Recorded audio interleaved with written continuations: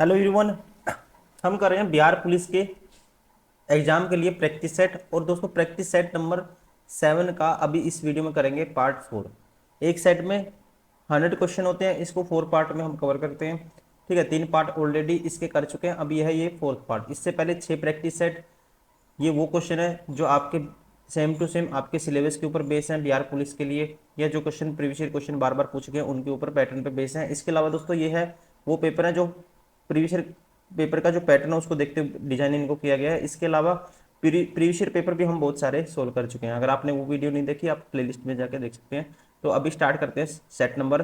ठीक है, ये है 7 और part 4, that is question number 76 to 100। First question है, एक वस्तु ए विरामावस्था में चलते हुए एक समान त्वरण से एक सरल रेखा पर चलती है। त्वरण मीन्स दोस्तों एक्सेलरेशन। जब दूसरी वस्तु बी उसकी प्रारंभिक वेग से चलती है, अब उसका त्वरण ए से अधिक है। ठीक है, एक्सेलरेशन बी की क्या है, ए से अधिक है।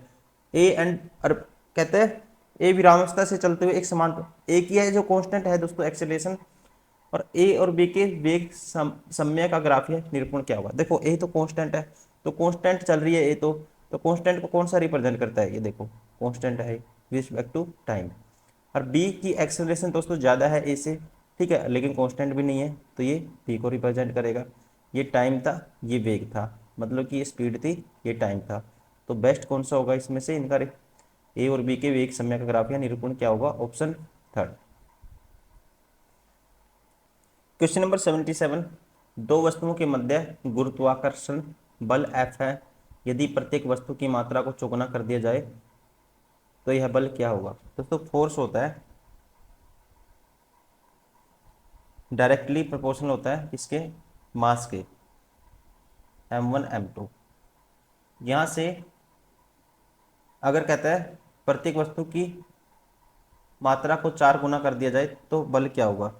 प्रत्येक वस्तु की मात्रा को 4 गुना, तो यहाँ पे तो F क्या हो जाएगा दोस्तों, तो आप सीधा कहोगे F बराबर है 4 गुना करने पर इसकी वैल्यू 4m1, इसकी 4m2, तो ये कितना हो जाएगा, सीधा डायरेक्ट कहोगे आप 16 गुना हो जाएगा। ठीक है, option first is correct. Question number 78, 100 volt के विद्युत बल्ब द्वारा 5 घंटे में उपभुक्त ऊर्जा यूनिट क्या है, 5 घंटे में। तो यहाँ पे एनर्जी दोस्तों, एनर्जी क्या होता है, पावर इंटू टाइम। पावर है 100 वोट, 100 वोट, तो या किलोवाट वोट में कन्वर्ट करोगे, ये कह सकते हैं इसको 0.1 किलोवाट। कितनी है, 0.1 किलोमीटर। अब पी होता है, ये कह सकते हैं पी इंटू टी, डायरेक्ट लिख देता हूँ मैं। एनर्जी किसके बराबर होता है, एनर्जी मीन्स डब्लू कह दो इसको, पी इंटू में टी। पावर है कितनी, 0.1, टाइम कितना दोस्तों 5 घंटे। ठीक है, 5 घंटे, तो क्या आएगा 0.5 यूनिट। ठीक है, 0.5 unit, option third is correct. Question number 79, निम्न में से कौन सा शुद्ध नाभिकीय संलीन अभिक्रिया को दर्शाता है। ठीक है, शुद्ध नाभिकीय संलीन अभिक्रिया को दर्शाता है। देखो नाभिकीय दोस्तों इसको बोलते हैं न्यूक्लियर रिएक्शन, नाभिकीय संलयन को न्यूक्लियर फ्यूजन। ठीक है, न्यूक्लियर फ्यूजन बोलते हैं इसको। और इसमें होते हैं जो दो ड्यूट्रॉन होते हैं, ड्यूट्रॉन कौन से हैं, दो ड्यूट्रॉन और एक बनाते हैं हीलियम। ये है दो ड्यूट्रॉन बनके एक हीलियम बनाते हैं। तो पहला ऑप्शन ही करेक्ट है, ध्यान रखेंगे, option first is correct. Question number 80, एक गोल PH3 इसे 100 गुना तनु बनाया जाता है, तो परिणामी गोल का पीएच है। देखो पीएच बराबर है 3 है, एक सेकेंड, पीएच बराबर है 3 है दोस्तों, तो हाइड्रोजन प्लस आयन क्या आएंगे, हम कह सकते हैं कैसे कन्वर्ट करते हैं, आपको डायरेक्ट पता होना चाहिए, 10⁻³ में इसको कन्वर्ट करते हैं। 100 गुना करना है अभी। ठीक है, तो H प्लस आयन की संख्या आपको बतानी है, तो ये हो जाएगा, ये 1 का है 100 का दोस्तों, उतनी 10 की पावर माइनस कर देते हैं, तो 10 की पावर 3 और 3 100 के लिए -5 हो जाएगा। तो ये h की वैल्यू किसके बराबर आ जाएगी, जैसे 3 के लिए 10 की पावर -3 थी तो आ जाएगी 5 के बराबर। Option second is correct. Question number 81, विद्युत अपघटन के नियम का प्रतिपादन किसने किया था? ठीक है, तो ये किया था option third Michael Faraday. Question number 82, 54 ग्राम जल में उपस्थित अणुओं की संख्या ज्ञात कीजिए। ठीक है, 54 ग्राम में उपस्थित अणुओं की संख्या ज्ञात कीजिए। दोस्तों जल का, वाटर का एक, ठीक है, 1 ग्राम मोल किसके बराबर होता है? 18 के बराबर। H2 hydrogen 2 plus oxygen, oxygen 1, oxygen का 16, एक और एक 2, तो 1 होता है, ध्यान रखना है आपको। वाटर का 1 ग्राम मोल बराबर 18 ग्राम के बराबर होता है। अब 54 में बताना आपको, 54 बटे कर दोगे आप 18, ठीक है, क्या कर दोगे, जल का 1 ग्राम मोल को डिवाइड कर दोगे और एवोगैड्रो नंबर से मल्टीप्लाई कर दोगे। क्या होता है इसकी वैल्यू? 6.022 10 की पावर 23। ठीक है, तो ये कन्वर्ट करोगे, ये आएगा 18.066 इंटू 10 की power 23। Option second is correct. Question number 83, किसी तत्व की पिंड संख्या 24 एवं न्यूट्रॉनों की संख्या 12 है। पिंड संख्या 24, न्यूट्रॉनों की 12 संख्या, न्यूट्रॉनों की संख्या 12 है, उस तत्व में इलेक्ट्रॉन की संख्या ज्ञात कीजिए। दोस्तों पिंड संख्या बराबर होता है number of proton plus number of neutron. ठीक है, पिंड संख्या किसके बराबर है? Number of proton plus number of neutron. अब न्यूट्रॉन की संख्या कितनी है? ये वैल्यू 12 है, तो प्रोटॉन, ठीक है, प्रोटॉन की संख्या आपको बतानी है, और प्रोटॉन किसके बराबर होता है दोस्तों? नंबर ऑफ इलेक्ट्रॉन के, तो ये हो जाएगा उस साइड जाके माइनस, तो ये आएगा 12। Option third is correct. Question number 84, एक विद्यार्थी ने प्रयोग के दौरान कांच के आयताकार घनाभ स्लैब से गुजरने वाली किरण का पथ निर्धारित किया। उसने 3 कोणों θ1, θ2 एवं θ3 मान ज्ञात किया। निम्नलिखित में से कौन सा माप सही है?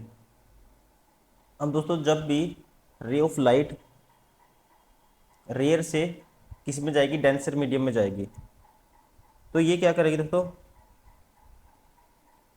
नॉर्मल की तरफ इसका झुकाव होता है, हमेशा ध्यान रखेंगे, नॉर्मल की तरफ मुड़ जाती है। ठीक है, और जब ये एमरजेंट रे होगी, जिस एंगल पे आई थी, ये एंगल हमेशा इसके बराबर होगा। ठीक है, θ1 होगा θ3 के बराबर, और θ2 होगा, θ2 होगा दोस्तों, ये एंगल θ1 से बराबर, θ2 से बराबर, और θ1 किसके बराबर होगा?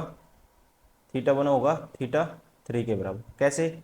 देखो कोई लाइट आएगी ना, अब ये तो नॉर्मल होता है, ठीक है, ये जिस एंगल पे आई थी, अब ये है डेंसर मीडियम, ये है रेयर मीडियम, तो ये है नॉर्मल की तरफ मुड़ेगी, तो ये एंगल छोटा हो जाएगा, इसका मतलब ये वाला एंगल इसके साथ बड़ा हो जाएगा, तो ये θ2 इससे बड़ा होगा।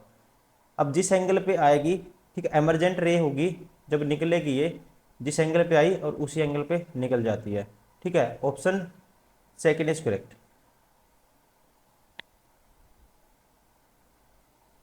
क्वेश्चन नंबर 85, निम्नलिखित में से कौन सा साबुन अणु अणु को दर्शाता है? तो ये दर्शाता है दोस्तों, इसकी रिप्रेजेंटेशन होती है ये वाली।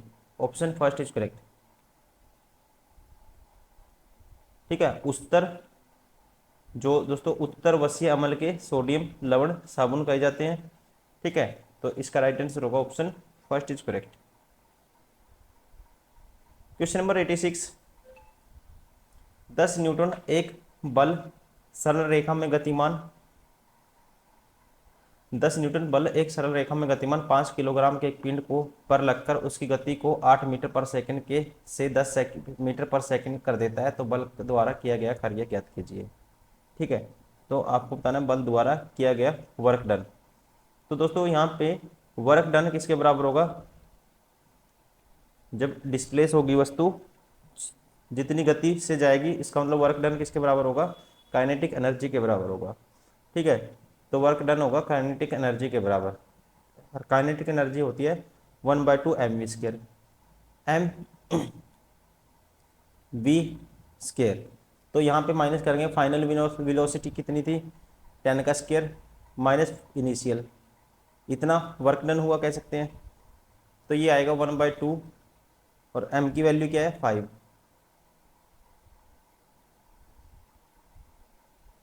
m की वैल्यू है 5।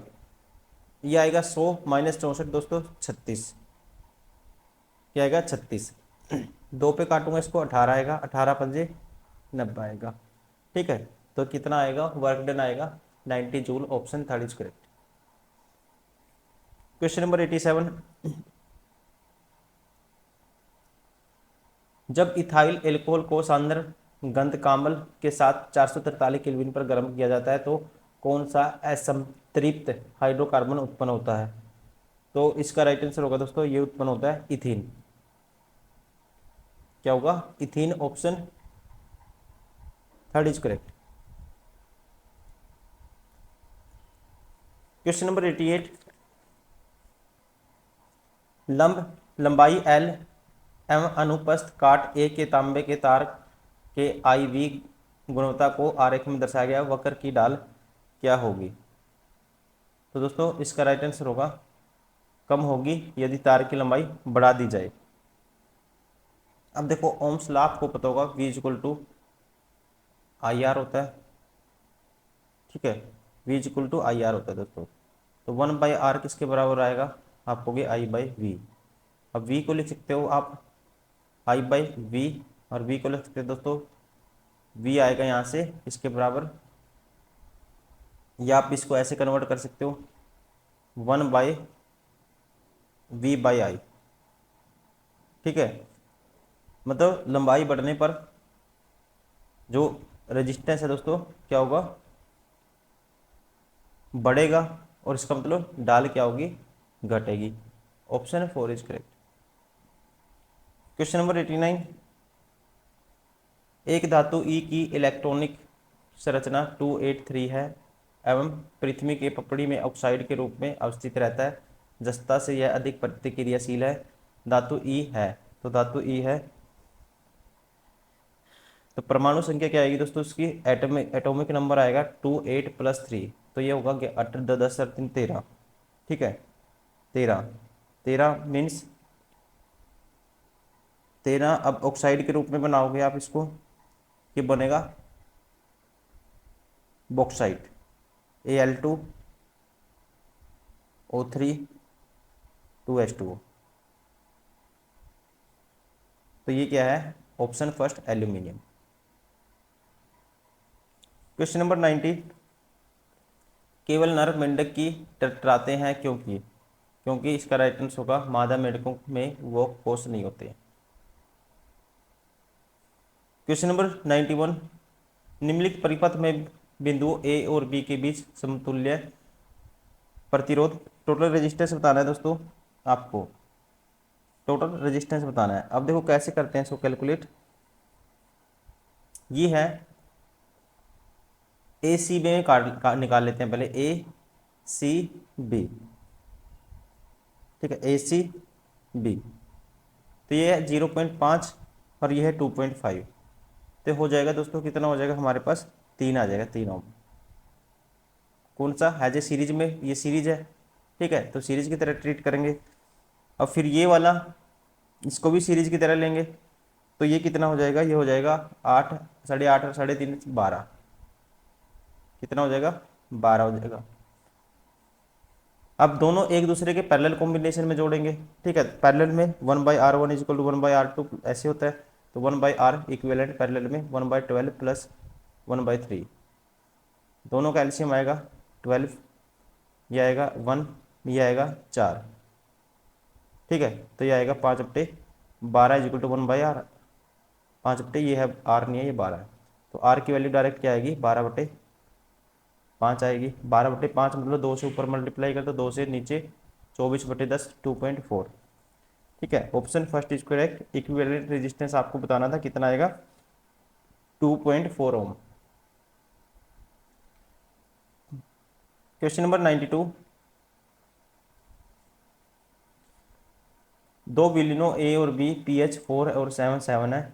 विलियन में H प्लस आयन का सांद्रण है। तो H प्लस आयन की संख्या दोस्तों ए और बी में निकाली है। इसमें देखो 4 का मतलब क्या है, पीएच 10⁻⁻⁴ और 7 का मतलब क्या है, 10⁻⁻7। अब सांद्रण निकालते टाइम इनका क्या है, रेशियो करते हैं, तो ये आ जाएगा 10⁻3, मतलब कि ऑप्शन सेकंड 1000। क्वेश्चन नंबर 93, हमारे शरीर को ऊर्जा किससे प्राप्त होती है? ठीक है, तो इसका राइट आंसर होगा कार्बोहाइड्रेट से।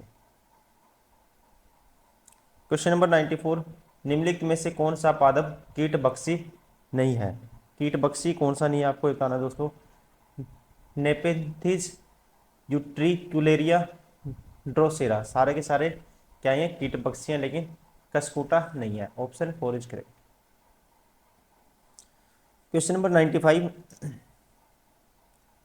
जब कंपन सवरित्र सवरित्र द्विभुज मेज पर रखा जाता है तो एक तेज ध्वनि सुनाई देती है, यह किस कारण से होती है? ठीक है, तो इसका राइट आंसर होगा, ये इसका रीजन होता है प्रणोदित कंपन। अभी कुछ मैथ के क्वेश्चन है दोस्तों।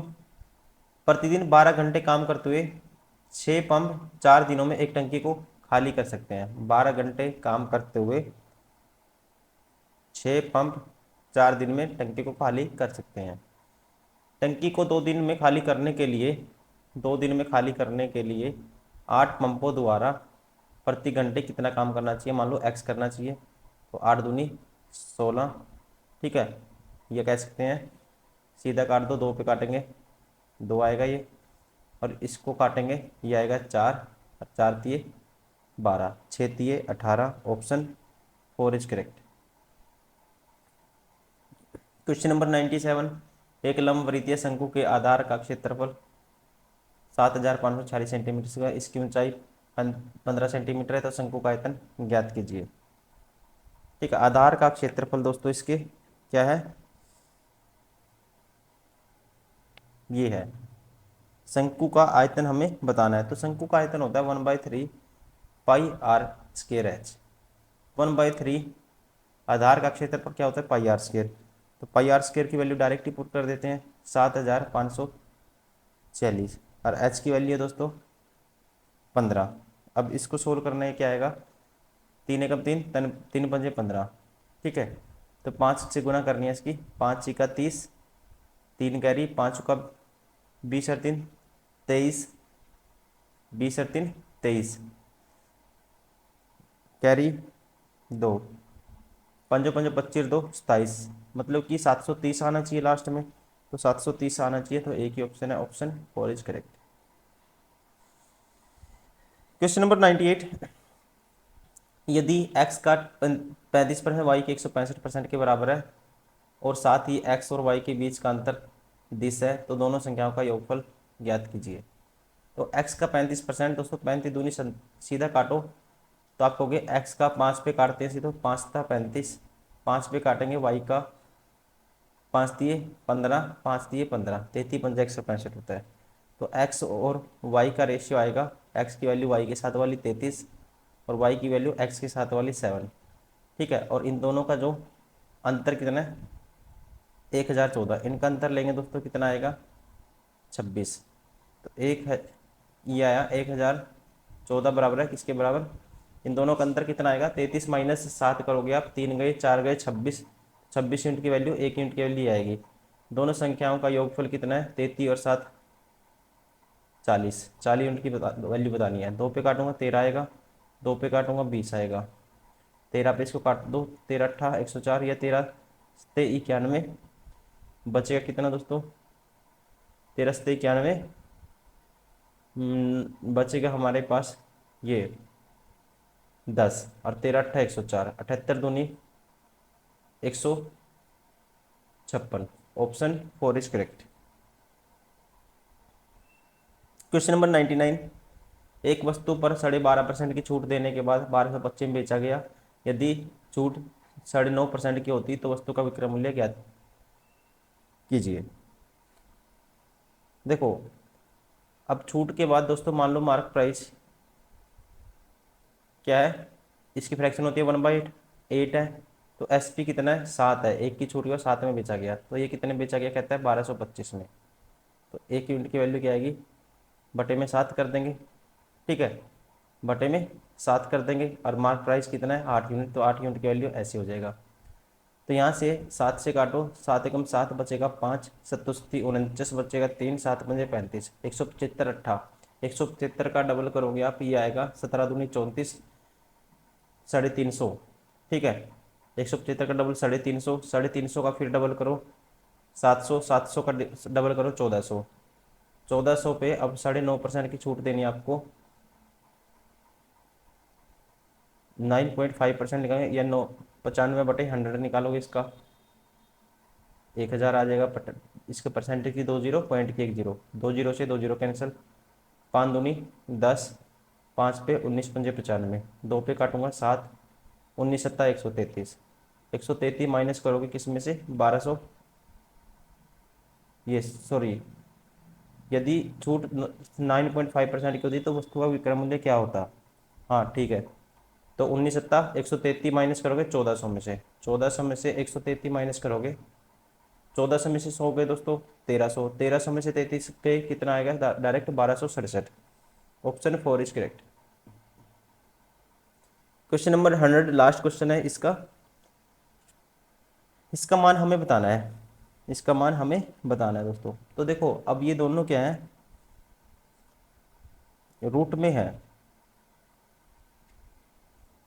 अब इसका देखो, एक तो आप सीधा थीटा की वैल्यू 90 डिग्री पुट कर दो, आंसर आ जाएगा ये। दूसरा तरीका क्या है, लेकिन यहाँ मैच भी ये 1/cos 90, 1 ये इन्फिनिटी बनता है दोस्तों, ठीक है। तो इस अगर इस मेथड से नहीं है तो वैसे आंसर तो आ गया, फिर 50% आंसर आपका आ गया। वरना आप क्या करोगे, फिर इसको रैशनलाइजेशन कर दोगे, ठीक है। रैशनलाइजेशन करेंगे, ऊपर आ जाएगा 1 + cos थीटा का होल स्क्वायर, ठीक है, और नीचे आ जाएगा 1 - cos स्क्वायर थीटा, ये हो जाएगा साइन स्क्वायर थीटा, और ये हो जाएगा 1 + cos थीटा दोस्तों, जब सारा कैंसिल आउट होने के बाद, और ये आ जाएगा साइन थीटा प्लस, अब उल्टे से रैशनलाइज करेंगे, या ऊपर आएगा 1 - cos थीटा, और नीचे आ जाएगा 1 प्लस माइनस करेंगे 1 - cos स्क्वायर थीटा, तो ये भी आ जाएगा नीचे साइन स्क्वायर थीटा, तो ये बन जाएगा रूट करने के बाद साइन थीटा। साइन दोनों का एलसीएम आ जाएगा साइन थीटा, तो कोस प्लस का और माइनस का कैंसिल हो जाएगा, ये हो जाएगा 2/sin थीटा, ये आएगा 2 कोसिकेंट थीटा, क्या आएगा 2 cosec theta, cosecant theta. Option first is correct. दोस्तों ये था part number 4 practice set number 7 का, बिहार पुलिस के लिए मोस्ट इंपॉर्टेंट क्वेश्चन है ये, बार बार आप इनको प्रैक्टिस करते रहिए, इससे बेस्ट कुछ नहीं हो सकता। आप अपना कंटेंट रिवाइज करिए, सिर्फ प्रैक्टिस करिए। इस वीडियो में इतना ही, मिलते हैं नेक्स्ट वीडियो में। Thank you, take care, bye bye.